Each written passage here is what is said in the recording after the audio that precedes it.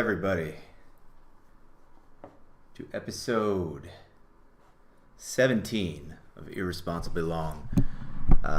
Hopefully all the audio is working here. Yeah, it looks like we're good.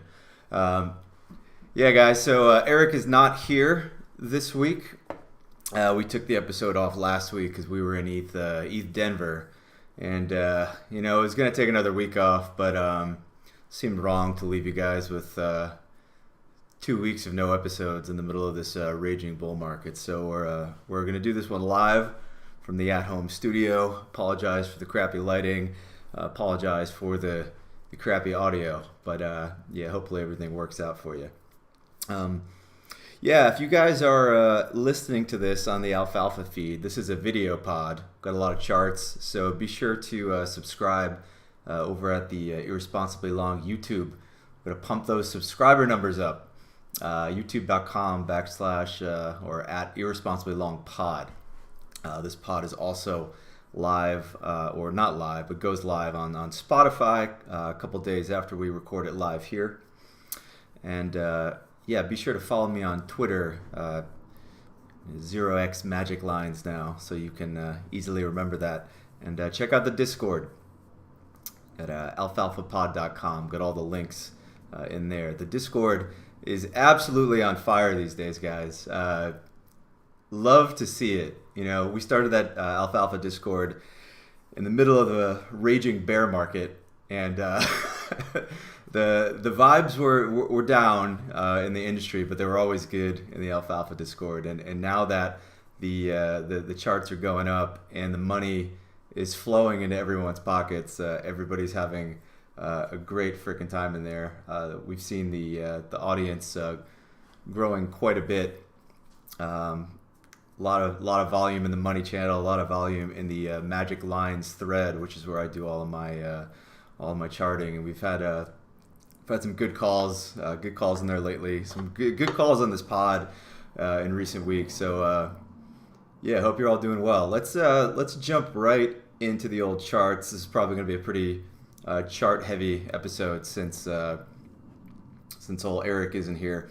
So you're going to have to deal with me. But it's been a while since we touched base on some of the big stuff. So let's pull it up and we will see what things look like here.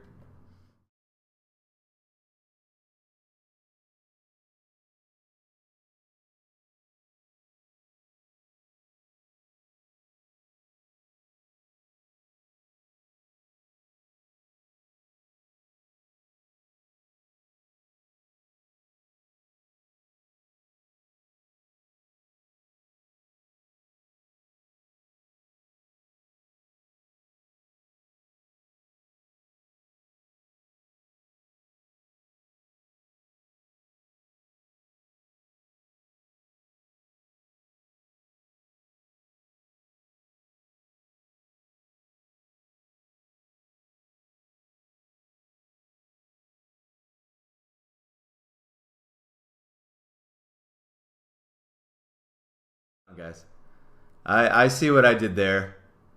Oh God, technical difficulties. All right, I think that works. But now I got music playing in my headphones now. All right, there we go. Yeah, you guys know this is a high production affair. Sorry for that huge gap in the middle. That's gonna look great. I'm not gonna fix that in post either. I don't have time to edit this podcast. I got too many shitcoins to trade. Anyway, let me start that at the beginning. I don't know what you already heard, so sorry if I'm going to repeat myself, but I got a chart of the dollar index on screen. We like the dollar. The dollar is the inverse risk chart. Dollar go up, coins go down. Dollar go down, coins go up. If you guys have been following this pod, we have basically nailed every freaking move in this chart, and we've done it using a very simple technique, the fair value gap.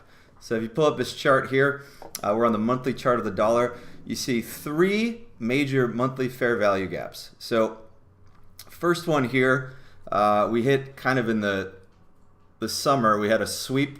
This was the beginning of that summer craziness where stuff started to get really bleak and everybody got super bearish. We had a rally, and then everybody basically decided, hey, it's all over. But we saw this giant fair value gap up here in the about the 107 range on the dollar. Said we expect a bounce off of that and to eventually go to new lows. That was basically the bottom of crypto and the start of the major leg up. And you also know that at the end of the year, I said, hey, we're coming into this level again. Expect a bounce and expect a retest of this gap here. And lo and behold, the dollar did bounce. We had a shaky start to the year in crypto, but it wasn't too bad. And then we said we expected this to kind of break down from this level, and lo and behold, what is happening? The dollar chart, the daily chart of the dollar is absolutely nuking now. We love to see this. We've got a market structure break here on the daily, and in that market structure break, we're making these fair value gaps. We like to see the gaps because they are a sign of an impulsive market move. This isn't just like a pullback, in my opinion. This is a break of structure, and now we're expecting this thing to go to new lows or new local lows. Anyway, you guys know one of my. I've been mega bullish everything for a while. We called the Q4 melt up on an earlier Alfalfa Pod episode a while ago. You guys remember that? But the long higher time frame dollar chart, this thing to me is just mega bearish. You know, we get the just a series of lower lows and lower highs, right? And we're just expecting this to go somewhere down. Where it ends, I don't really care. I just know it's going down, and in the short run, this is going to, I think, continue to be mega bullish for the coins. So, love to see that. What has been happening this week in crypto? Well, you guys are probably aware of this, but for those of you who don't know, Bitcoin did hit a new all-time high this week. It was kind of a weak all-time high. I saw that we hit I don't know if it's the same here on Bitstamp, no, but I think on Coinbase. Let me see that Coinbase Bitcoin chart. Nope, I just pulled up the same one. My God, is this it? No, that's not it either. I think it was the Binance chart, but whatever. We hit like 69,000.00, and then we nuked pretty hard.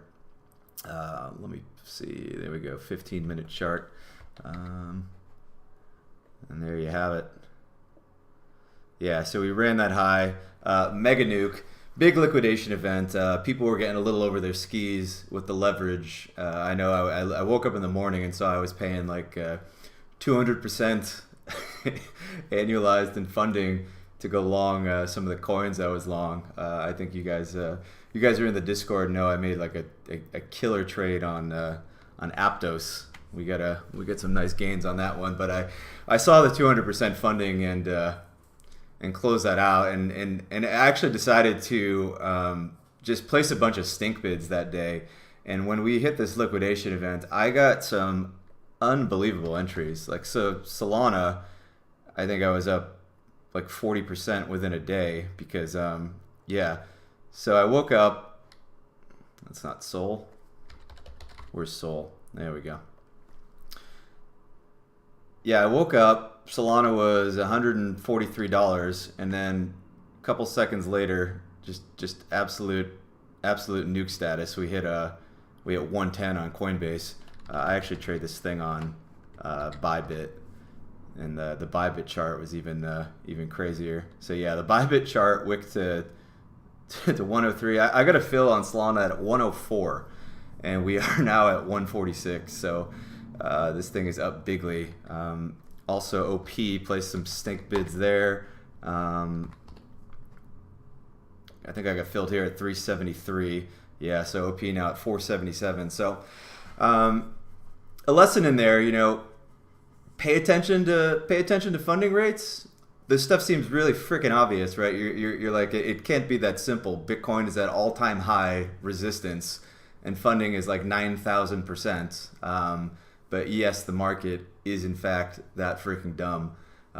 So sometimes the play in those situations is to sit on your hands and just place those YOLO bids. Not so much that your account gets liquidated if it goes through your bid, but you can get some really sick entries doing that. Anyway, back to the Bitcoin chart. Nothing crazy here. I actually did hedge a little while ago because things are looking a little. I'm not like mega long term, like bearish or anything, but we had this 4-hour fair value gap here. You can see we failed to close above it a bunch of times. On the 1-hour chart, you can see just all of these fails here, just a bunch of swing fails. So I think there's a decent chance this kind of gives us a little mini nuke lower. But I don't know. It's possible this turns into a bigger short, but I don't think so. But the thing that I'm cautious about right now is everyone on Twitter is kind of pointing out how 2020 we hit all-time highs and we pulled back, and it's basically the same thing. But you know, in my opinion, the 2020 all-time high test was a little bit different. So if you come up to the 2020 all-time high retest here on the chart, we kind of so here's your 20K level right here, right? So we came into this thing a lot differently in 2020. There's some similarities, but we had a consolidation and we had a little manipulation and then a run up. But this move up in 2020 was a lot more grindy. You see a lot of these consolidations. You see these retests, mitigation. And then we basically, we put in this low before the all-time high, ran this high here and then retraced. This is just a very standard kind of retrace, higher low and go up. Like there's nothing weird about this, right? So this is a great spot to get long in 2020, but in modern times, we did something a little bit different. So you can see the run up recently that we had. Again, like from a similar position, we had this consolidation, we had a little manipulation move, and then we go upwards. But this move is like much more severe. Like we made it to all-time high in like 45 days instead of 90 days. We've got these consolidations that we just absolutely send through with no retests, right? So on the daily chart here, you can see there's like a lot of gaps, right? We came into the level super hot, and my concern was that we might hit this level and reject in a similarly hot way. So if you're trading this, you're expecting a bounce where we bounced, because this is a daily fair value gap here. So this is I actually took a short when this happened because I woke up and saw this is my classic little setup here. I woke up and saw that basically overnight we had this little manipulation move where we sort of run the high and then have an impulse move down. And I was like, that's not looking good, because like all of this kind of resting liquidity was there below untapped. So I thought there's a pretty good chance we would nuke through all that, and we did. And then just targeted the daily low here, hit that nicely. And you guys know, if you watch me, I really like these fib extensions for targeting. They work super well on Bitcoin. They work great in stocks, but even on Bitcoin. So I put this on the manipulation leg here, just a little quick education for you guys who aren't familiar. First target is generally here in the 2 to 2.5 range. You can see we hit the 2 and we rebound, and then we usually target 4, right? So there's your 4, and I'm looking for like a level to run, at the 4 and you see that like this daily low above the fair value gap was kind of right at that 4. So that's what we did. Easy trade there. Placed all the stink bids, but we're not out of the woods quite yet, right? Like this is still a level, like, or excuse me, this is still a setup that I like to short. Like this is a classic setup for me. Like you have basically a consolidation underneath like a key high time frame level. This is the all-time high up there, and then you have a manipulation move up into the level and then an impulsive move down, and you're usually actually looking to get short on this retrace and then target lower. So if this were to play out still, and I do think there's a chance it could, so definitely be ready for that. The way I would see this playing out is like on the 4-hour chart, I would basically view this as just like a giant sort of manipulation. And on a retrace, I'm usually looking to just target 2.5, whereas like you can target 4. Like so for like a bull leg, I might target 4. But like we could come back into here. I mean, this is, for those of you listening, this is, you know, the mid 40s. It's possible. It's possible. This would definitely catch people off guard, but you can see on the chart here, like we just have not touched any of this zone. Like it's just been up only. I guess we had a little bit of a rebalance here, but you guys have been in crypto long enough, know that Bitcoin, it can be a bitch. So it's possible we actually just do something like this and drive people nuts, and then kind of go up higher. This would be a super nasty move if it happened. This is probably like 35% or so. So yeah, be prepared for that. Be prepared for that. I'm not saying it's going to happen, but this is definitely not invalidated. The way I am dealing with this is like, you know, I've kind of moved like 10% into cash, and I am still like leverage trading altcoins, but I'm trying to be a little bit conservative with my profit targets because I don't want to be caught with my pants down. And I think we are going to get an all-time high break relatively soon. And when we do get that all-time high break, you know, we're going to have a really, really good time. This is going to be at least a few weeks, hopefully a few months, if not longer, of time to kind of really send it on altcoins. But doing it right at Bitcoin all-time high levels is not insanely smart. Tayror in the chat, you're asking, how do I place stink bids? Yeah, so I just sort of look at a chart. So like, let's go over the Sol one, I guess. Pull up Sol again here on the Bybit, because this is what we did. And let me clean this up a bit.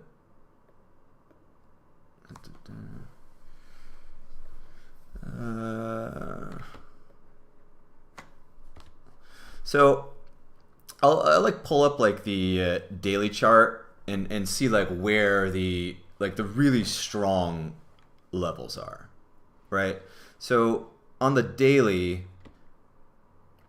before the nuke, right, we had put in this new high that broke structure. This is the 138 high that broke the 125 high from last year. So that's a really key move. So the zone that gave us that move was right here, and you can see on the daily this is 1, 2, 3, 4, 5, 6. This is like 10 daily candles. That's a big zone. And on the weekly, you can actually see that manifest as one weekly order block here. So the first step is I'm looking at where are like the really thick levels. So weekly levels, ideally, right? So I'm expecting these levels to hold. So when you zoom in, right, knowing that this box here is sort of like the zone where I'm expecting everything to hold, and again, keep in mind, we are right here, at 143, where I'm like, oh God, I gotta place some bids. So I'm looking for lows that are going to be run within this zone. So we had, these lows here around 105, 106 within the weekly zone. So, I figured place a bid below that level. So targeting lows that are way down, we're basically where people have put their stops, but you're going to sort of get you're gonna catch that higher time frame level. And this is like on the majors, right? So a major like Sol has a lot of liquidity, so you're not going to necessarily see like an insane move. But I also placed some stink bids on Sui, which is a coin I've been looking to get back into that we we traded a while ago. And so Sui here, you can actually see the similar thing happen though with Sui. Like even this coin, we start on the weekly. This is your weekly order block. This is a key zone because this is the down move that gave you this new high that broke the prior high. So this is where large players are sitting with bids. So you zoom in, right, on say the 4-hour chart, and then you can see you've got all of these lows here. You got lows here. You got lows here. So I placed bids below this low. I placed bids below this low here, and you can see we kind of liquidated those levels and then went back up. So it's kind of sick to knife catch in this way, assuming that you size this properly. The way this screws you is that you don't use like isolated margin on your account. You go like cross margin, and then you size the position too big, and then you get like a scam wick to 0, and then your whole account's gone. So that's the thing you need to be aware of. But yeah, that's how I do that. Juice, we only have 40 minutes for you to let us know if we should be buying Baden before this. Yeah, we'll get to Baden. Sorry guys, I'm getting a little in the weeds here without Eric to check me. Let's move on. Let's talk about our beloved Ethereum real quick, because Ethereum has been on an absolute tear. Oh boy, going back up, baby. I'm going back up. So Ethereum this week ran this key like $3,600 or so level that we have been looking at for a long time. So looking awesome there. Love to see it. So this chart this wants all-time highs to me. I mean, this is so freaking mega bullish. I can barely contain myself. Like we might get a little pull back or something like this, but I think this goes higher. It looks super good. Total 3 is something that we look at to gauge like the generalized health of the altcoin market. You can actually just see some of the lines we drew a while ago, and like those have been hit. So target 1 hit. Target 2 is this kind of 850 billion market cap, but like I think this is going to the multiple trillions. I think we haven't even really started the alt rally yet. I mean, I guess we've started it, but like we're not even at all-time highs yet. We haven't even taken this key monthly level yet. So I think there's a lot of stupidity yet to come in alts. Let's go over some of the trades we've been taking just to keep you guys in the loop. We didn't talk about this one on the pod, but this was given to me by a listener as like a potential stock to look at. I actually shared this in the Discord. This is Sezzle. It's like a competitor for like Klarna, like the buy now, pay later. Was the other one Affirm? Yeah, I think Affirm is like the big competitor. Anyway, the numbers on this stock look really good. They make a lot of money. They just smashed earnings.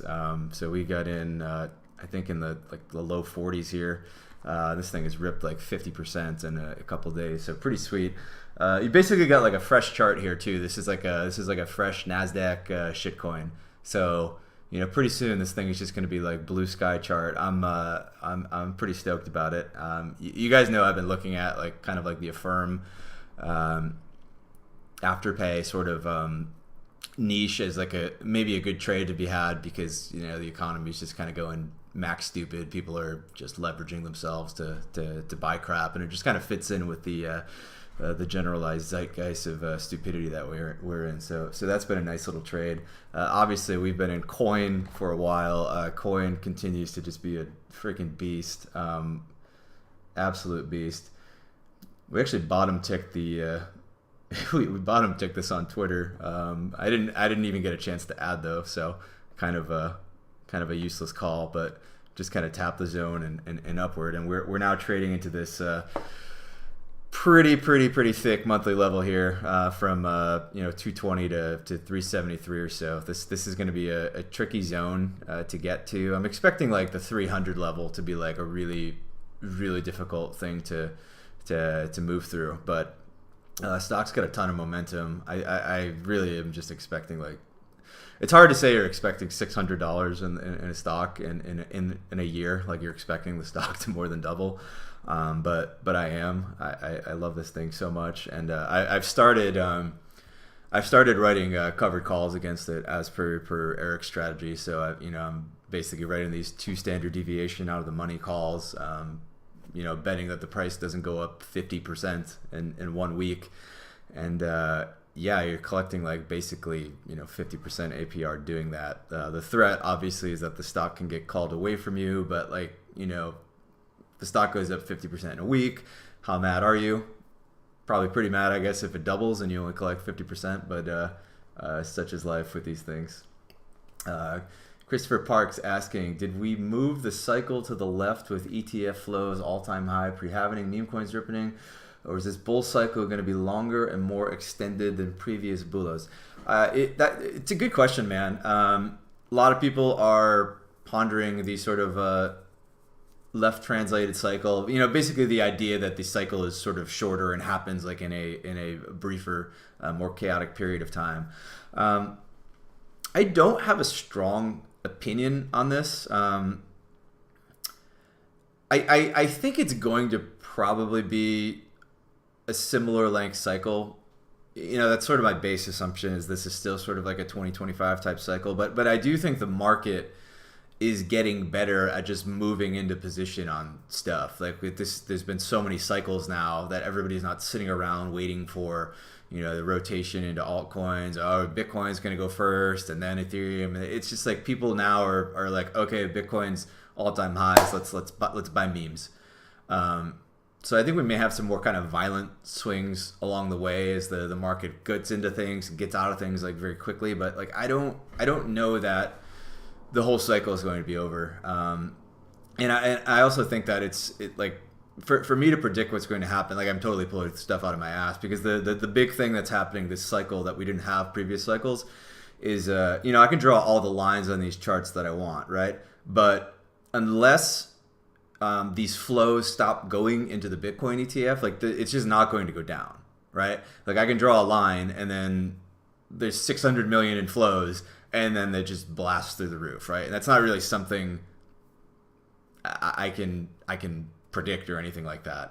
So as long as Bitcoin keeps getting money poured into the ETF, like none of this matters, right? And if you do get an Ethereum ETF either in May or later this year, right, that's going to be the same thing. You're going to have all those flows coming into Ethereum and Bitcoin. I mean, the potential for something like really, really stupid is like very, very high. Like really, really stupid. I mean, I've thrown out these 28K targets for ETH. I think my baseline target for ETH is still probably like 14,000. I do think 2028 has like a pretty good probability of happening.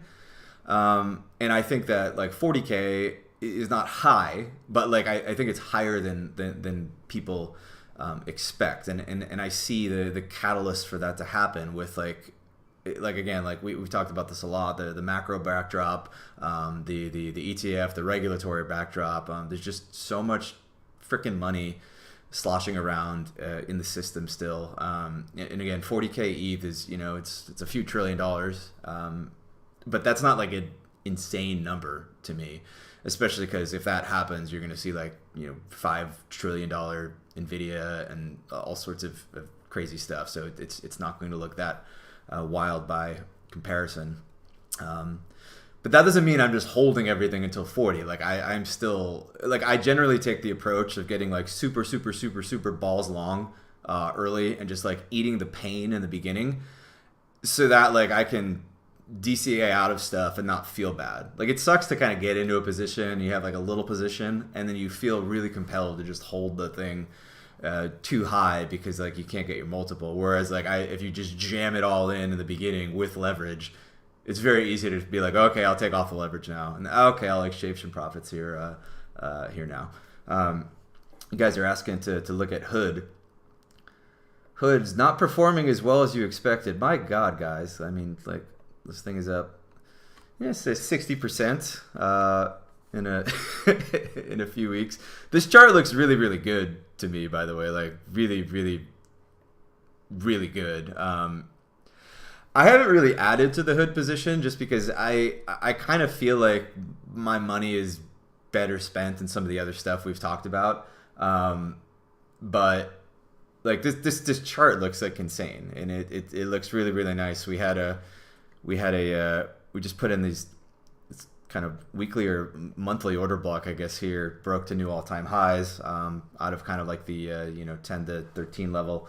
You guys know I kind of bought this thing around like 10, bought call options around 10.50 or something like that. So yeah, I'm just gonna ride these and enjoy them. But I do think the stock can get pretty stupid. It is a worthwhile question. Do you really buy this over Coinbase? Like I actually suspect that Robinhood will outperform Coinbase, but I think the risk there is just a lot higher. And is that risk worth buying Hood instead of just buying Coin? I don't know. The other thing Hood has going for it, right, is that like you don't really have any key level on the Hood chart until like $35, and that is like that's a 2x from here, right? Whereas if you look at the Coin chart, Coin's already bumping into like all of these resistance levels. It's basically trading through a gigantic monthly order block right now. I do think like one really epic earnings report, and this will just like it'll just nuke through it to the upside. So not super concerning to me, and I do still think this like 300 level and then 360, 65 or so level are the current like near term targets. But you can like make an argument for why the Hood chart does look a little bit better. But where is my money? It's mostly in Coin. Hood is a small position. Anyway, back to crypto. I remain like massively overweight Ethereum. Like I've been massively overweight Ethereum for like this entire cycle, and you guys know that when Sol was ripping in the fall, while I did buy a bunch of Sol at like 80 just so like I just didn't lose my mind, which ended up being a good trade, thankfully. I didn't abandon that ETH train because like we expected January, and you guys know we were on here sweating end of January a little bit, but like kind of held on to that position. And ETH BTC looks insanely strong to me, like really strong. And I think when you zoom out on this chart, right, like pull up like the 3-month Ethereum Bitcoin chart. I see sort of like the initial birth of Ethereum and this major impulse up in 2017, and we put in like a higher low, the 2019 bear, and then a move up in the the last bull run. On the 3-month chart, we left behind, and this is pretty key. Like, so you get a 3-month fair value gap here, and then you also had a 3-month inverted fair value gap here, right? So this zone to me is just like a big old safety zone. Like we should not be going through this level. Like if we do, like Ethereum's probably dead, honestly. Like this should be like the floor here. And I'm just expecting this chart to just continue higher, right? Like I'm just expecting this to be higher low. This is the little pullback, and then we're gonna go up to eventually, I think, all-time highs and the flippening. And again, this is a 3-month chart, so a lot is happening here, and it's kind of painful to wait out this entire chart playing out, because this is like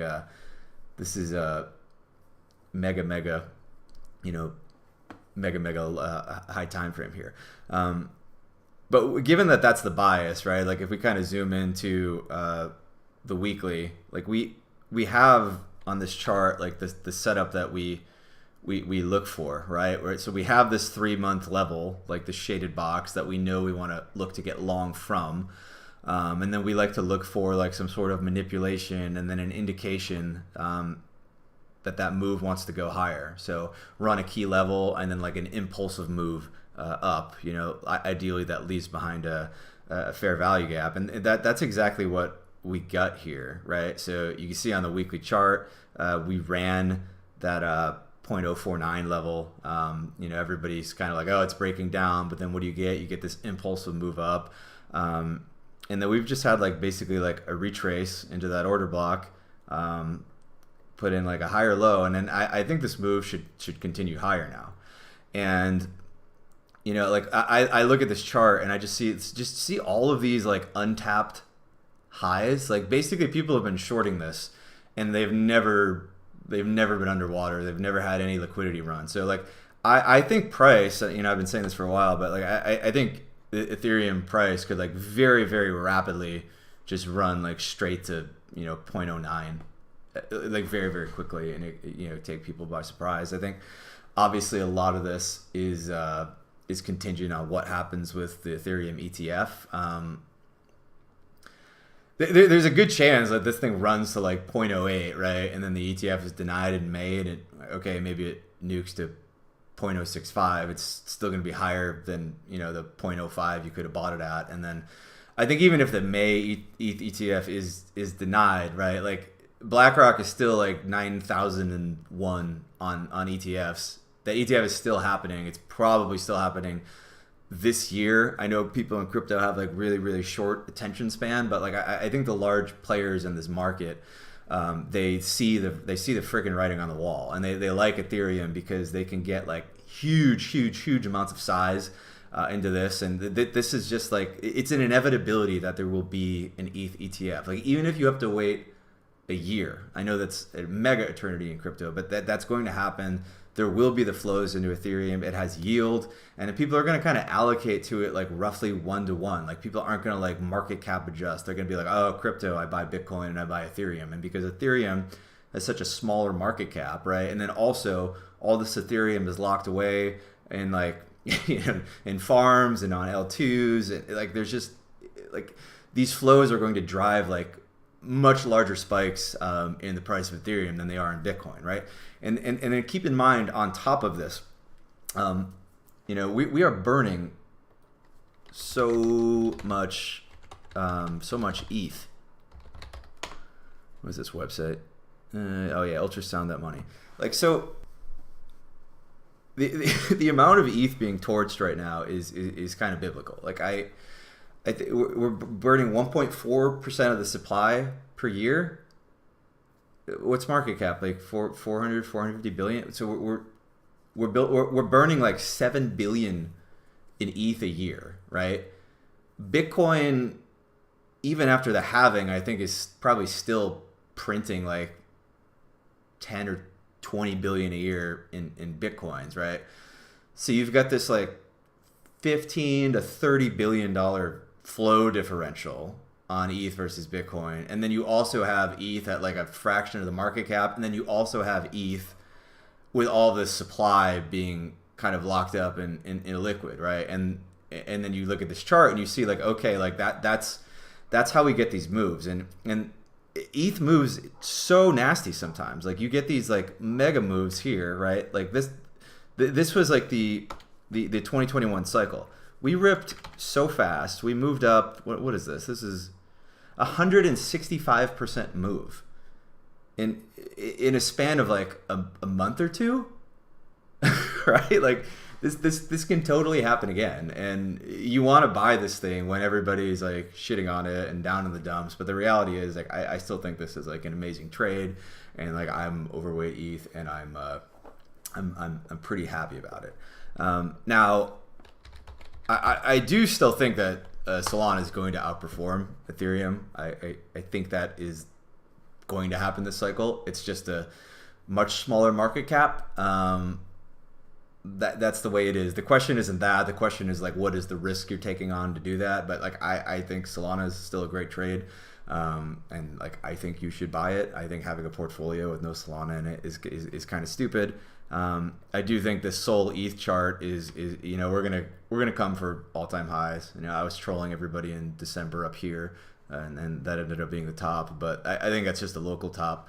I do think this chart is just kind of like a little, I don't know, what do you want to call this, like a bull flag, but it's eventually going to probably rip up. I mean, the Solana casino is just too good. It's meme coin season on Sol. I think even as like fans of Ethereum, like we'd be blind to like just avoid looking at what's happening right in front of our eyes, right? People like to trade meme coins. People like to degen. Like people come to crypto to degen. The degen experience right now is just so much better on Solana. That ecosystem is really great for the casino use case. I'm on there trading them. I'm having a great time. It's a better experience for me than Ethereum. Is that like the future of crypto? Is that like what's going to make Sol flip ETH? Well, no. But in the short run, I think that's a really good trade to make. And there's probably a good chance that Sol ETH bottoms on like a ETH ETF announcement in a similar way that ETH BTC bottomed on a Bitcoin ETF announcement, because the market is just forward looking. It's just like, okay, that's priced in. Let's go to the next thing now. And the other thing too is like everybody's been wanting to sit in ETH because maybe ETF trade, and then you have like all of these airdrops you can farm, like with Eigenlayer and Blast and your liquid restaking tokens. I mean, you're making 30, 40, 50, 60% on your Ethereum. Why the hell would you buy anything else? But in that process, you've seen layer 2s get destroyed on the ETH ratio. Like even Optimism, which I think still looks very, very strong. Like this thing is down quite a bit from the high. Yeah, we lost 40% versus Ethereum on Optimism, and I think the ARB chart looks even worse. But I do think that after like everybody's kind of got their airdrops and Bitcoin's at all-time highs, like people are going to rotate back into ETH beta, and they're going to rotate into L2s. And I think that like I personally have been starting to like front run that trade. Like one of the bigger trades I have on right now is Optimism, and some of you guys are like, well, why not Arbitrum? Well, like if you just pull up like the ARB OP ratio, so you can chart like Arbitrum versus OP. Like this chart is just dog shit. Like, do you want to buy this chart? And I know there's going to be people out there like, oh my god, Optimism, it doesn't have fraud proofs, and Arbitrum does, and like the tech. This stuff I think matters on very long time horizons. I think it's like completely meaningless over the next month, 2 months, 3 months, even like 6 months. Like I just don't think it means anything. And sometimes you have to just look at what the market is doing and not live in a state of denial. And this chart is like undeniably super bearish, right? Now, if this ends up being like a manipulation leg, right, and then we end up breaking this high and coming down here, well, then I think you could maybe make an argument for getting maybe like allocating back in. But this chart sucks. And the OP thesis just makes more sense to me too, because Superchain, Coinbase is building base on it.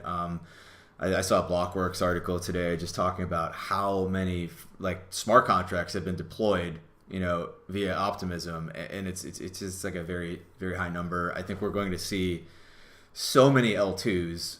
There's going to be like L2 season for sure. Blast is not the last one, right? There's going to probably be dozens or hundreds of these things deployed. I think a lot of them are just going to.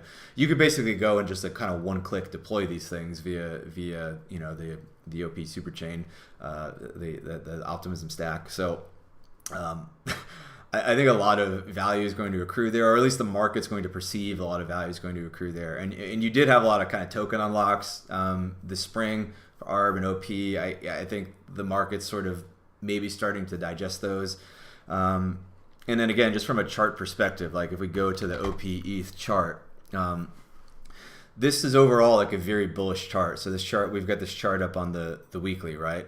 And we've got this huge base here, right? We put in that initial run up from the launch of the token. Technically put in like a higher low, barely, but then what I'm really looking at here is like on the monthly chart, right? You've got this huge monthly candle, right? This is an enormous sign of strength. You put in this huge monthly candle and leave behind this like big gap. Like a monthly bias in your trading just drives everything on the weekly or the daily time frames. Like you want to be trading with that monthly bias. Like this candle very obviously to me wants that high. This is 0.002 on the OP ETH ratio. That's still like almost like a 2x from here, right? And that's just for that high. Like I think this probably goes higher, right? I think you end the cycle like a lot higher if this ends up being like a a turbo bull cycle. So I love the OP trade. It's kind of like one of the more overweight parts of my portfolio. I'm probably most overweight ETH, but I'm probably actually second most overweight OP right now. And if you pull up like the OP dollar chart, I think you've got some good setups here as well. So again, like on the monthly chart,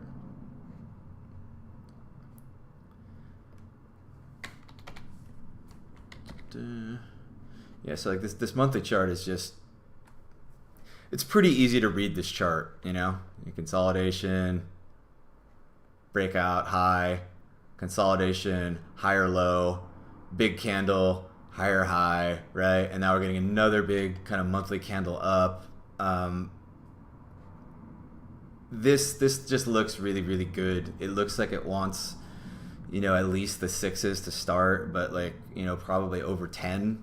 I think just from this sort of existing consolidation and move, and then we could go up there, consolidate, get like another move up, that wants even higher. I don't know, but like right now, I have my spot bags, but I'm very aggressively trading this as a perp as well, targeting that level. I'm just trying to go with the market while it's giving me free money, with the idea that obviously like Bitcoin could sort of nuke at any time, and that could definitely be bad.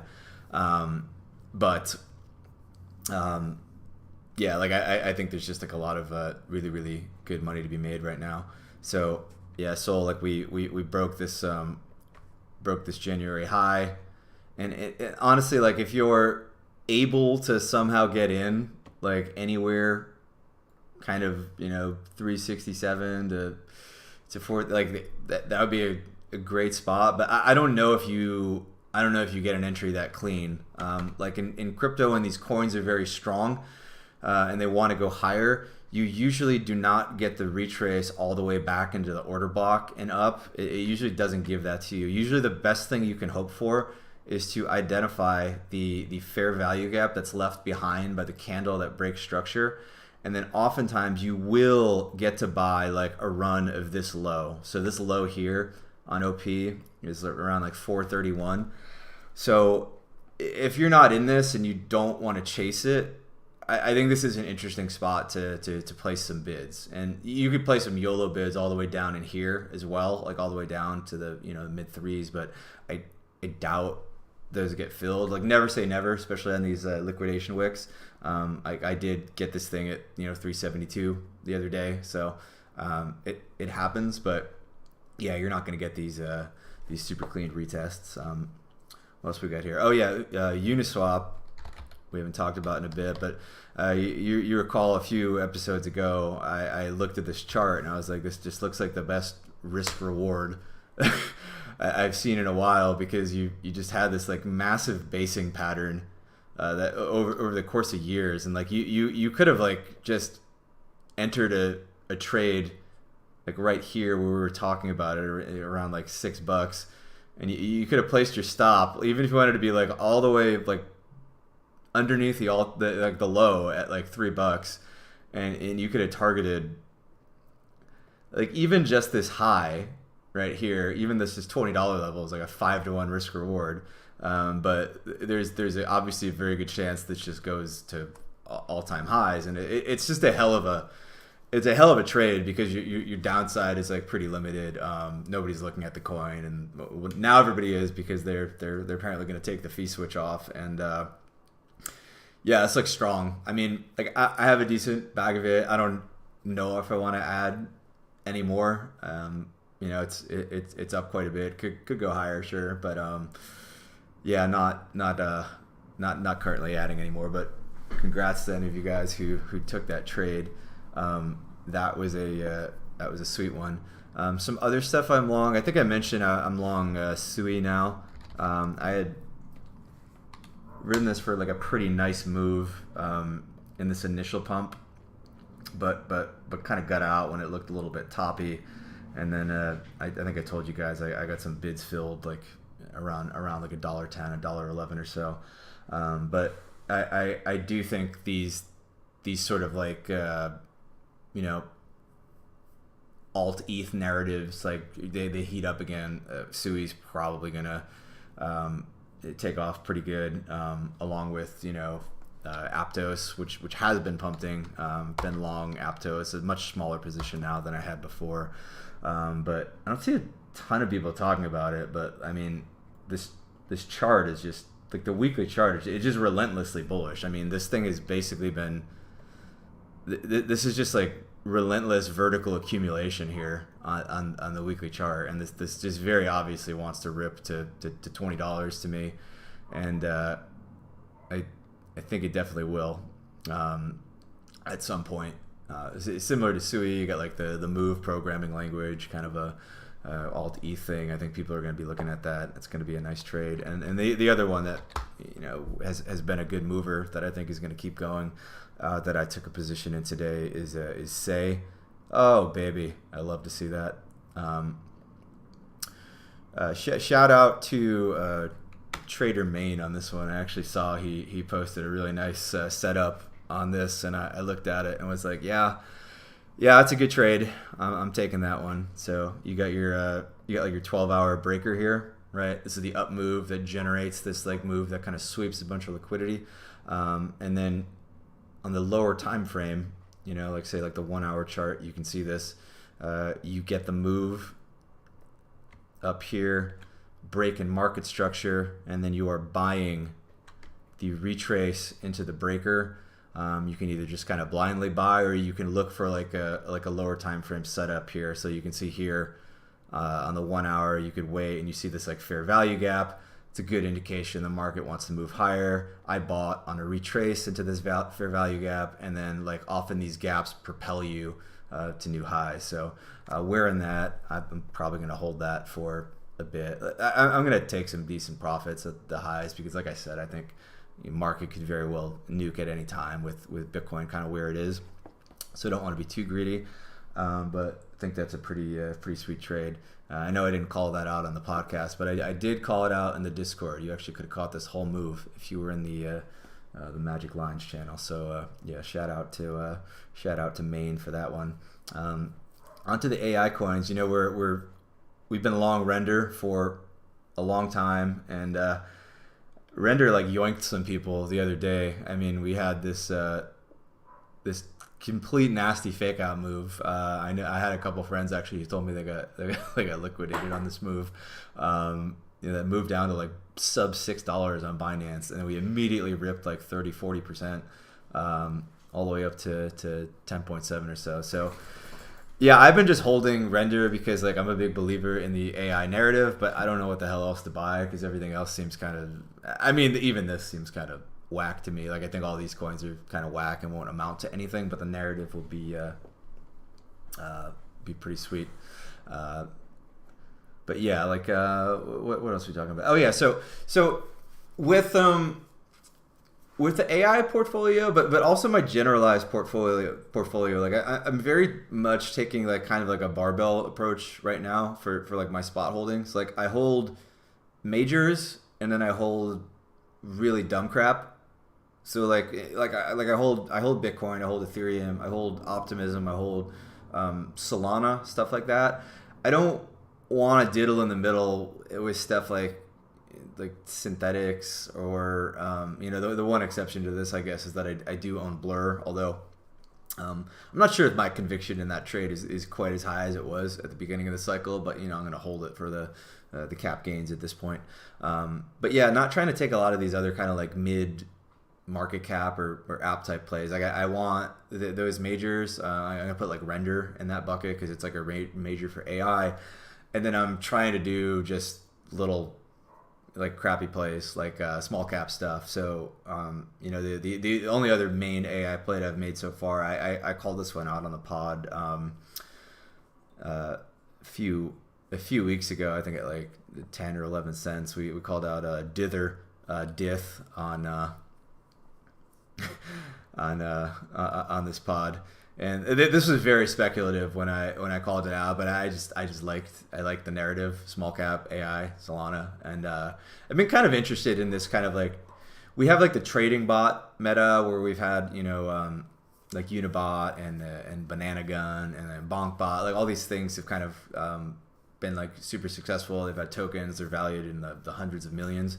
Makes super sense that we're just going to do that again, but with like AI integrations. Use AI to help us trade meme coins. Will that actually work? I don't know. I suspect it can, at least in the early days, because I actually think these markets are pretty inefficient. And it's not like you're not going to have freaking a Jump or a Citadel coming in here and exploiting like the $2 million meme coin market, with their high frequency trading or anything. So I think these opportunities are going to persist for a while. And I know Dither's rolling out. They have a bot right now called Seer, which I think you can access with like 2,500 tokens through the Telegram. I've actually been playing around with it and just looking at some of the charts it gave me. I'll share a few of them with you guys actually, because I think they're kind of funny. I don't know how well it works yet, but there's supposedly an even better model rolling out, I think within like a week or two. That's like a 50,000 token gating, I think, to get access to it. Don't quote me on that. And then I think the other plan is to eventually, in theory, roll this out as like sort of like a model that you can use the token for like API calls. Is any of this stuff going to happen? Like, I have no freaking idea. But like even on the hopium that it could happen, like I could still see this thing running into the hundreds of millions of market cap. I think now if you've missed the pump, like I can see this thing retracing all the way back to 30, maybe retest this high. That could be like an interesting entry point if you want to partake in this stupidity with me. But yeah, so I'm looking for plays like this to kind of go along with the Render, stuff that's like small. I think there's going to be so many of these kind of silly AI gems that come up this cycle. So if you guys ever find any, like, please do share them. Share them with me in the Discord, share them in the chat. We'll definitely take a look at them and hopefully get rich together. The other part of the barbell, the other major part of my portfolio that I want to talk about is the memes. We like the memes. You guys know I like the memes. I've been a big pro meme guy for a while. Me and Eric have had some heated discussions on whether or not memes are an asset class. Memes are obviously an asset class, whether or not you like it. I learned a long time ago to trade the crypto market that I see, not the crypto market that I think should exist.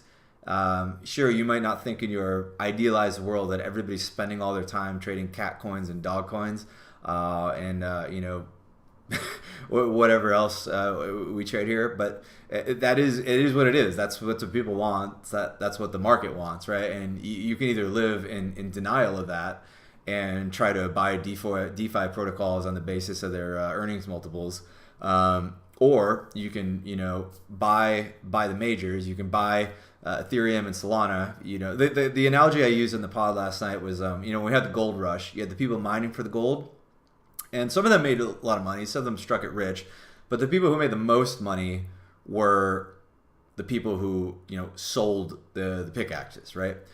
So in the land of memes, right, I think there's sort of like there's a couple of like pickaxe plays. The obvious one is like Solana and Ethereum. Like all the meme activity sort of like accretes to those ecosystems, right? So by owning Solana, owning Ethereum, you are sort of like owning the the store that's selling the shovels to the miners, and that's great.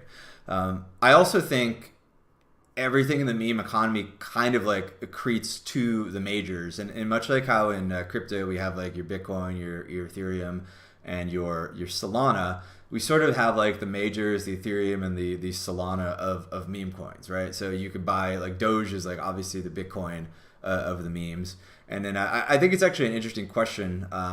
We kind of have battles for like the Ethereum and battles for the Solana of the memes. Like, so we've got Pepe and probably Sheeb battling it out for like the Ethereum of memes, and right now we've got Bonk and Whiff battling it out for the Solana of memes.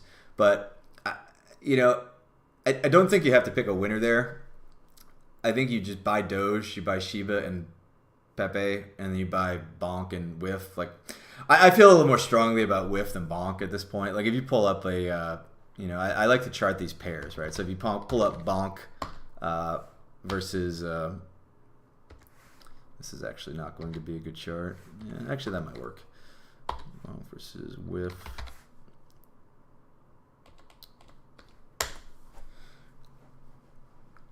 Bonk's not looking too good, right? And these coins are similar market caps right now. I think they're both around like 2 billion or so. This is not like a chart you would buy, right? So I've been like actually selling off a bunch of my Bonk and moving it into Whiff. I know that I never thought this would be like a discussion I'd be having as like a serious investment thesis, but so it goes. But yeah, like I've been rotating that in, and yeah, I do want like an overall spot portfolio allocation of meme coins for this cycle. Like it's just so obvious that retail wants to come in here and trade memes, and I think it's a valid question. Like, is there going to be like a meme super cycle? Like, are we just going to just play these casino games forever in the same way that people like perpetually trade options and try to get rich in the stock market, in the same way that people always play poker and they always gamble on blackjack? That's always there. That stuff doesn't go through cycles. I'm open to the idea that this could be a degenerate thing that is sort of here to stay. And I think the more the sort of user experience gets better in crypto, and the more easily it is for people to kind of get into these things and partake. Also, a pretty good bull case for Robinhood, I think, is that they might like really embrace this side of crypto and just kind of list all of these things. And I don't know. I think there's going to be like a tremendous incentive for somebody to just really send it on the memes and really list a lot of the memes early to people, so they're not even like dealing with all these like wallets and stuff. They're just going to be in their Robinhood account trading these things.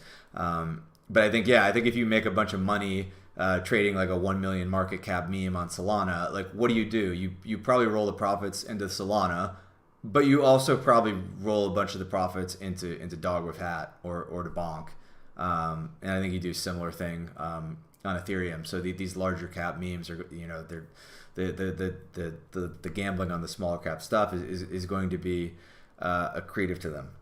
And another thesis that I love that we talked about last night was put forth by Andrew Kang on Twitter. The idea that like we could have like a Dogecoin ETF. And I personally don't think this is as ridiculous as a lot of people seem to think it is, because Dogecoin is way less. Dogecoin's not a security, right? It's just it's kind of like Bitcoin. it's probably like it's probably better than ETH in that way. The thing it doesn't have going for it is that there's not like a futures market yet. But I can see us having like Doge futures market, right? Like if Doge gets up to like a $300 billion asset class, like these bankers are gonna try to make money off of it, and that is something that like nobody is really positioned for at this point. The idea that like Doge could be an ETF. You guys know that like I got long Doge a while back around like 8 cents, which is just a great freaking time to buy it. But the way this thing moves is like you just here. Let me pull up a log chart. It's easier to see. It just bases and then it sends, and it bases and it sends, and it bases and it sends. Right? It doesn't do any of this kind of gentle move up. So I don't know. Like I think if you're able to buy this thing on a pullback, like sub 12 cents or like ideally 11 cents, it's like a hell of a trade to me, because you could you could buy at 11 cents and just this is the wrong, yeah. So oh, it's because I got a log chart. Let me take that off. You can buy this thing at 11 cents and just put your stop. Basically put your stop below the monthly low, and then target like $1. Like this is the cycle of a $1 Doge, and that's a really nice target. That's a really nice target. Like that would be like, even if you buy here, right? Like even if you say just fuck it and you just buy here, maybe you like DCA in or twap into it. There's still like a 7-to-1 risk reward on like a cycle trade, right? And even if you just play for like the all-time high, it's still a 5-to-1. And even if you play like just the high below the all-time, it's still like almost like a 3-to-1 trade. So it's a very interesting trade to me. Remains like a pretty interesting trade. You can see that pretty clearly like on the monthly chart, right? This is a monthly order block here. The low of this monthly order block is like about 7.5 cents. Like that could be your stop, right? You put a stop there. Like we shouldn't hit that. So even if you buy here and target $1, yeah, you might eat shit in the short run pretty badly on a drawdown. That's still like a 9-to-1 trade if you're patient. So if you're not a trader and you're not good at kind of sniping these levels, and you're not allocated to this, and you think that I'm not a moron, and maybe you do want to be allocated to it, very, very possible I am in fact an idiot and this ages terribly, but assuming it's not, like you could simply buy 20-30% right now and just buy it no matter what the price is, like once a week or twice a week for a month or two, and just average into it, and just have that as sort of like your stop, and maybe you risk like 5% of your account on that trade, or 10% if you want to be super wild or something. I don't know, but like you put your stop below that low and kind of average into it, and then you can get into a good cycle long position without having to do anything too crazy in like in the realm of trading. Ali, AIOZ. I don't know what AIOZ is. I've seen people drop this thing. AOZ network. Is this an AI play? Damn. That looks good. That looks good. That looks pretty good. It looks like something you might want to buy. Yeah, all right. I have to add that to the old watch list right there. There we go. Yeah, that looks pretty that looks pretty strong. I would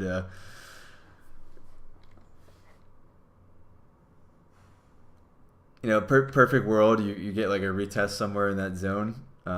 Maybe on like a market-wide nuke that happens, but yeah, that's not too bad. It's like 20% down. We could totally get a move down into here and buy. So that could be an interesting play. I like the suggestion there. I like that. Yes, the whiff meme is very strong. I think you fade whiff at your peril this cycle. There's always a coin every cycle that people think is so fucking stupid, and they're like, I can't buy that. I'm too intelligent to buy that. And you just really have to embrace the raw stupidity of it all. This chart doesn't go too far back because it's just a Binance chart, but yeah, I wouldn't be surprised if we just run it back to new all-time highs from there. We sort of tapped back into this order block, kind of double bottoming type formation, a little sweep here. Yeah, wouldn't shock me if we just go back to new all-time highs from here on whiff. So keep an eye on that one.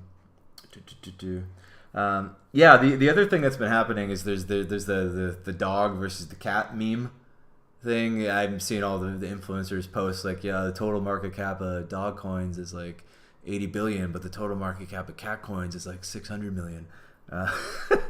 And I don't know how much of a thesis that is, but there's stuff that's definitely been doing well. I mean, I actually haven't checked our boy Toshi in a bit.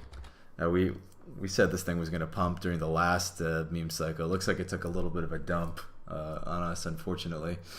That's not too bad. But yeah, we've gotten a nice move up because we kind of accumulated this in December around like meme season, like kind of over here.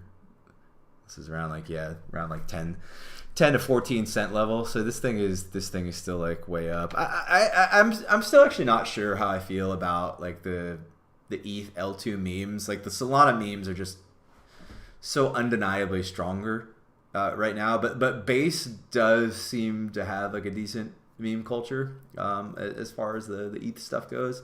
So yeah, I'm gonna hold on to the Toshi. I can kind of see like a Base summer happening. Coinbase really pushing that, and Toshi kind of being like a thing. So it's a nice little lotto ticket in my portfolio. And yeah, I know that Mog.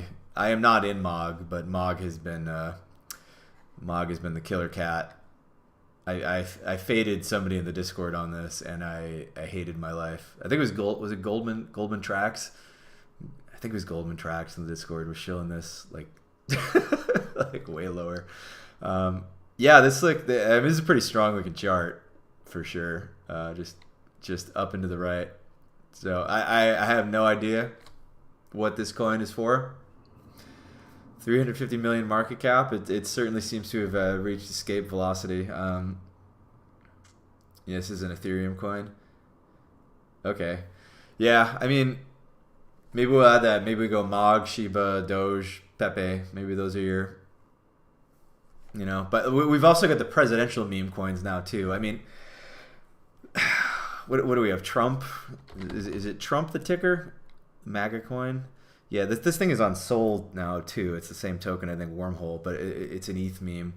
367 million market cap. Yeah. Yeah, I should have bought some here. I'm telling you, man, the TA works pretty good on these large cap meme coins. So, yeah, I wouldn't be surprised if this goes higher. I'm kind of mad at myself because I actually kind of mid-curve this because I came at you guys with the Trump NFT card play, and I was like, oh, we'll buy Trump NFTs because Trump will be president, and obviously you buy Trump stuff because it goes up, right? But those are up like they're up like 100%. But I made that tweet in December. If I just bought the Trump coin, I would be up 1900%. So good job to me. Now I do think that much in the same way, like if you've got like a huge market cap of Dogcoin, you've got to have like at least some significant market cap of Catcoin, right? It kind of balances it out. That's why we have Mog is sending, right? That's why maybe Toshi will send a little bit. We like that. Maybe the same thing is true in the presidential meme coins. We got all these Trump meme coins, but where is the Joe Biden meme coin? Joe Biden meme coins have been kind of bad because like Joe Biden he's just a meme. He's not cool, right? Nobody wants to buy Biden coin. That's stupid. But Biden coin, now this I can get behind. So Joe Biden.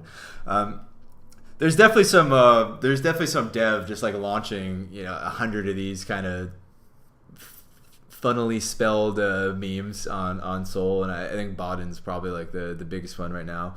But yeah, I accumulated some of this thing this morning around like 25-30 mil market cap, and then we get State of the Union tonight, and it looks pretty good. It looks pretty good from a TA perspective. The TA looks good. I told the Discord I was looking to maybe add in that little box I got on the screen there, and then hopefully, if I'm not completely redacted, this thing just goes up from this box and doesn't do one of those, because if that happens, we're not going to be having a good time. But yeah, I think memes they're like the attention economy. Like they're literally like the market value on attention, and things that have attention I think are going to have meme coins, and then those coins are going to have value. You're going to see more and more and more of this. Like, so it makes complete sense to buy presidential election coins like in a presidential election year. Like, this just seems like very obvious to me. And yeah, I can see these things running like pretty hard, like not like a high probability. I don't have like a ginormous chunk of my portfolio in Baden, but like I'm definitely playing the Sol meme game because it's fun and I don't want to miss out. The FOMO is crippling and terrible, and I think I've told you guys like I love buying like a little bit of just everything just so I can partake. But I don't know, like maybe Joe does something really memorable in the State of the Union tonight, and just Baden catches fire, and we get 350 million Trump, 38 million Baden. Like, we got to at least get that to 2-1, right? Was that 150 million? Can we 5x this from here? Can we 5x it? I think we can. I believe. The other coin that I think that's interesting. I think Armand was trying to buy this thing yesterday. He was obsessed with it. Is the Zin? We got a Zin coin. This is like a pretty good example of like what I was just talking about there. It's like you have things that have like attention in the zeitgeist, especially like the crypto Twitter zeitgeist. They have an associated coin, and then that coin has value, right? Like this is a good looking chart. This chart looks great. Probably should have bought it yesterday. You know, it looks like Armand is up 100%. So, good for him. Good for him on that one. Good trade, buddy. But yeah, I mean, this is a good looking chart. And I'm curious what happens in the future. Is there's just going to be like a coin for like everything in the world? Like in a world where everybody's using crypto, like even like the hot girls are using crypto on their phone, and it's just so easy. All the pretty girls are using Solana, and all the nerds are using ETH. But is there going to be a T-Swift token? Are we going to have that? Maybe. Any sort of idea I think can be put into a token and traded, and it's sort of like a measure of like the kind of attention capture that thing has in the zeitgeist. It's a super interesting thing to me. But yeah, I've been trading the Toiler Swaft. Of course, there's a Toiler Swaft coin. Is that what it is?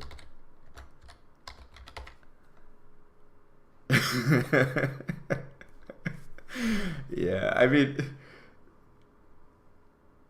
love it. Yeah, I feel like all these knockoffs they're just gonna be rugs. You gotta go with the OG Bottom, but it's yeah, you just gotta buy like the OG one. Like the new meme is great, and then people kind of make the knock-on memes and they don't do quite as well. Although the dog stuck, right? Doge stuck, and then Sheep stuck, and then Floki stuck, and then like so we get a lot of dogs. The dogs like definitely had staying power, but I don't know, like when somebody creates the kind of new like the funny spelling meme, is that gonna catch? Or like we're gonna launch like Elon Musk and like they're all gonna go to 20 million? No, probably not. So yeah, I passed on that one. I passed on that one for sure. I've actually been. I've been using. I don't know how you guys trade these things, but like it's a shitty experience to trade these meme coins like on like Jupiter with your wallet. You're clicking in and everything. That sucks. Like, and I've actually started using the bots for this. Like I have like a meme wallet, like a hot wallet, and I'm just trading the memes on it, for shits and giggles. And I've tried Unibot, and I've tried BonkBot, which is pretty sick, and Telegram. But my favorite one, like so far, I think, and I don't know if you guys have, tried this one, but there's what is it? It's Photon. Yeah, Photon. They have like an ETH wallet, and they also have like a. So I'm not logged in on this one, so I guess you can't see it. But like, yeah, it's pretty sick. You can get in and out of stuff like very, very quickly. You can automatically buy dips, automatically sell rips, do a bunch of stuff, and I'm actually thinking of like actually actively day trading meme coins more, because the market seems fairly inefficient to me on these things, which is not surprising, right? There's not a lot of institutional money even trading like WIF at this point. Never mind MAGA coin. So like you can just get like these like insane daily moves on these things, like even Trump coin here, like this wasn't a hard trade, right? You buy in the middle of the zone, right? You're already up 33%. This thing's probably going to at least come up to here. That's a 45% trade, even if you're not holding it to the new high. I mean, that's pretty juicy. Obviously, doing this on ETH with small dollar amounts is not going to be good. Like you can't go $500 position, $120 in gas round trip, and then you pocket like $20. It doesn't make sense. But yeah, you can totally do this on Sol. And like if I had a tiny account and I was like, I need to run up an account, like this is what I would do. I was like, this is way better than trading NFTs last cycle. It's so much more efficient and fast, and you just kind of get in and out of these things. And I think these more bots are going to come out. Like maybe Dith ends up being that thing, but you're going to have like your Dith bot that's like alerting you to like high probability new meme coin launches, and you'll be able to kind of get in these things. I don't know. It's going to be cool. So probably what I would do if I was a little guy right now. A lot of opportunity there. Anyway, let me check my notes. I don't want to see if I forgot to cover anything. I'll just finish up with some chart requests if you guys have some. So anything else you want me to take a look at, feel free to drop it. I know I had a request for flow. This is a blast from the past. I got stopped out on this one a long time ago, and then obviously it went way up because everything went up. But I actually haven't looked at this in a long time.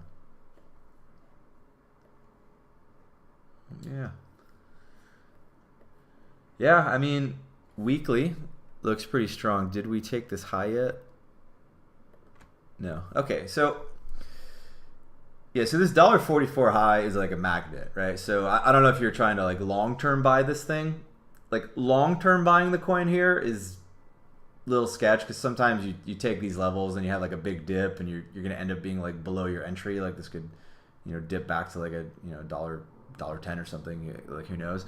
But if you're like a short-term trader,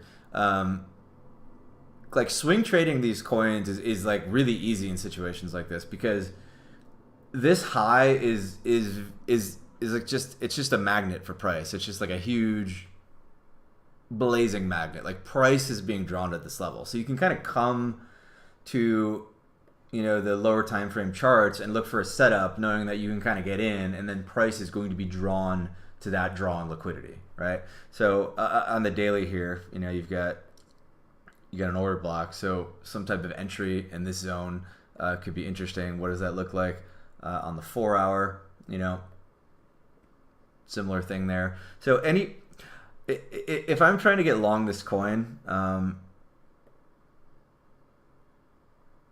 yeah, like you could run up to this level from like you've got like the overlapping zone here, so this high overlapping with this fair value gap, but then lower you've got this order block. So I'm looking at these levels on maybe like a 15-minute or an hourly chart, looking for a setup. If I see the setup, I might long there, and then just take that trade up to here, and then maybe leave like 80 or 20% of it on as a runner because maybe it just kind of keeps going.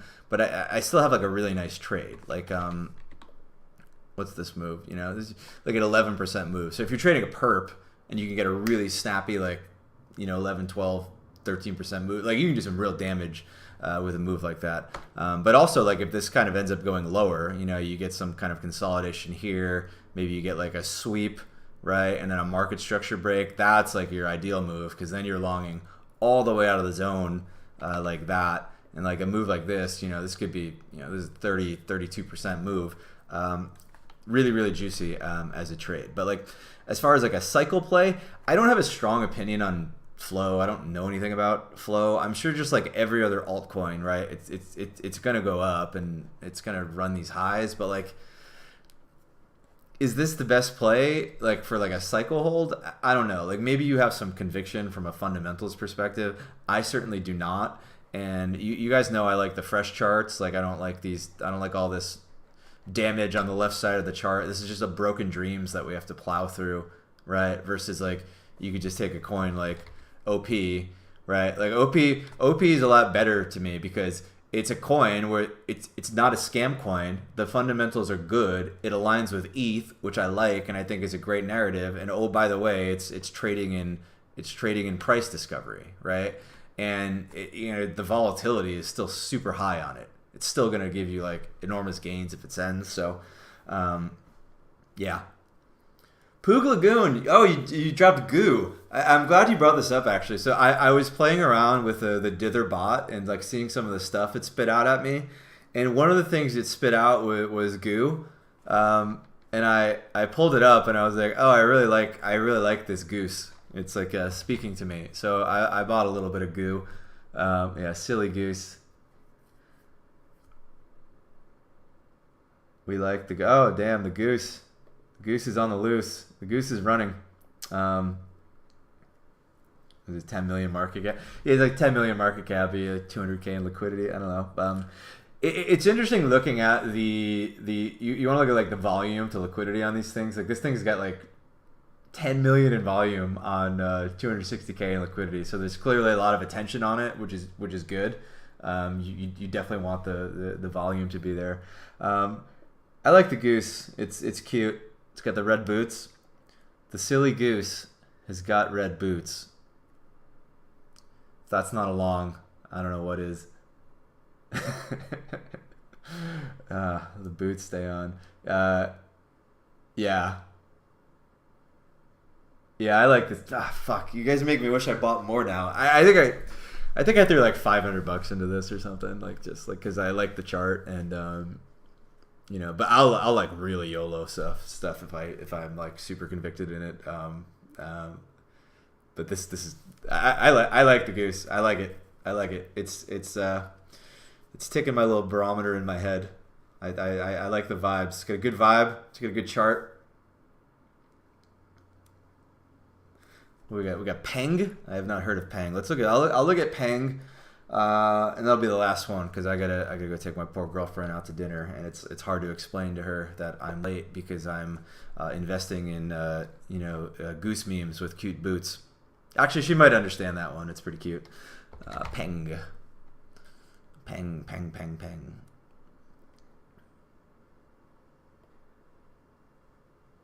Damn, it's a lot of volume. 36 mil in volume on 500K in liquidity. God, what a time to be alive, man. What a time to be alive. Yeah, I mean this is coin like 1 day old. Hard to do TA on 1 day charts, you know. You're just kind of like, yeah, it looks good so far. Looks good so far. You know, it's got some good volume metrics. The chart doesn't look like any broken dreams, you know. Sure. You put it in a high, you buy the dip, goes to a higher high. I don't know. The Peng is not speaking to me quite as much as the goose, but you know, I wouldn't hate you if you bought this. You know, ideally down here around like 8 or 9 cents if you can get that. But yeah, have fun. Trade the Solana memes. They're a good time. You know, just know what you're getting into. You're probably not gonna become a billionaire, but you might have fun along the way. Anyway, I think I'm gonna wrap it there. I think I covered everything I wanted to cover. We talked about a lot today. It was a very dense podcast. A lot of charts, a lot of good, solid, long-term alpha. A lot of just complete brain-dead stupidity. So, a nice mix for the people at home to, kind of everybody got a little bit of what they want.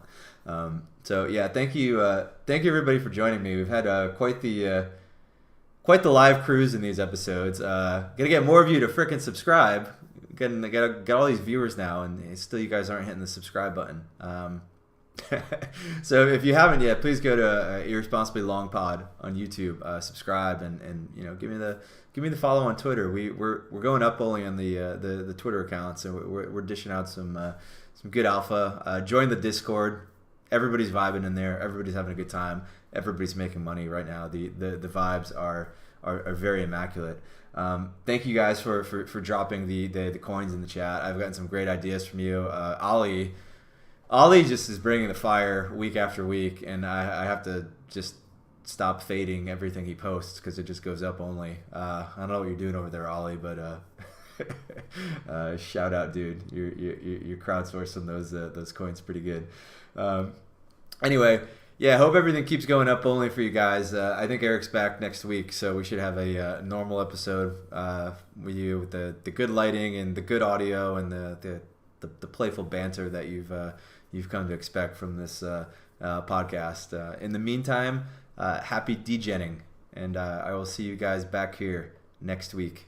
Goodbye.